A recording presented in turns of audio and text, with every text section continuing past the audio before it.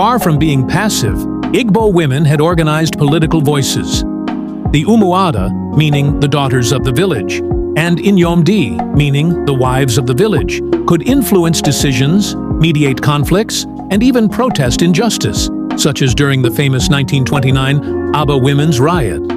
In this episode, we will be discussing the rich and sophisticated Igbo political system. This system, which flourished long before the British colonial rule in Igboland, exemplifies participatory governance, decentralized authority, and democratic ideals rooted in community consensus. Our journey through this legacy will inform, inspire, and challenge our perceptions of African pre-colonial political organization. The Igbo people did not have centralized kingdoms like the Yoruba, Hausa, or some other tribes in Africa. Instead, they practiced a segmentary or acephalous political system, meaning that leadership was distributed among various groups without a single supreme ruler. This form of governance thrived in small, self-governing communities, known as villages or village groups, each made up of extended families and age grades. At the heart of Igbo, politics was collective decision-making. Authority rested in councils composed of elders, age grades, title holders, and sometimes women's associations.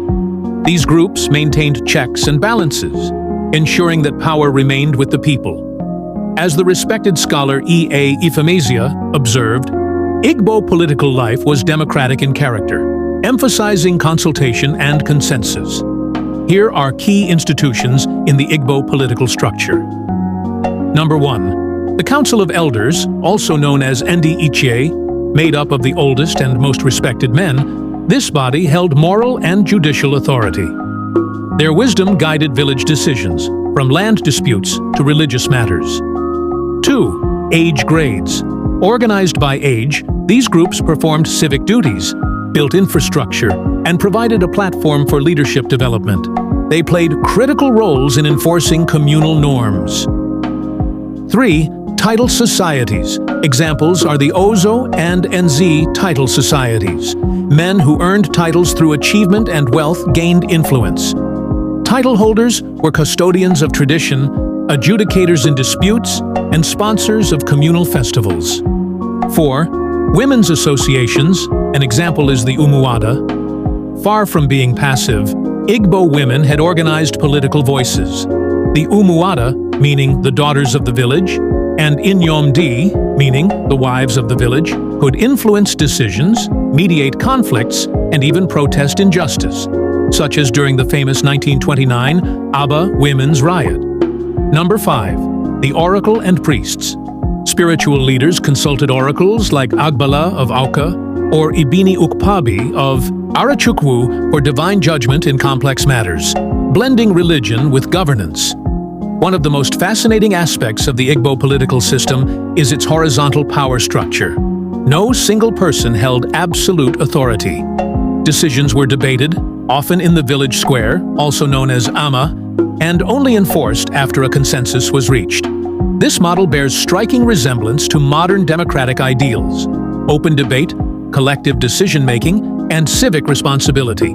In fact, according to Bruce Delval, an American lawyer, he said, "Democracy started in Igbo land. The very first written constitution on this planet was written by the Igbo people, and the very first democracy that permitted women leaders was in Igbo land. I'm proud to have worked with the Igbo people."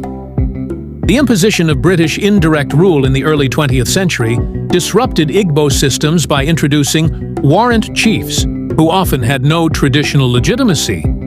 This led to tensions and resistance, exemplified by uprisings like the 1929 Aba Women's Riot. Despite these challenges, many aspects of Igbo traditional governance survive today, especially in rural areas where town unions, community elders, and village meetings still hold sway. The Igbo political system is not merely a relic of the past, it is a living testimony to the ingenuity and resilience of African societies. It challenges the colonial narrative that Africa lacked organized government and offers valuable lessons on participatory governance, accountability, and communal responsibility. As we navigate modern challenges, may we draw inspiration from this legacy. one rooted in unity, equity, and the power of the people.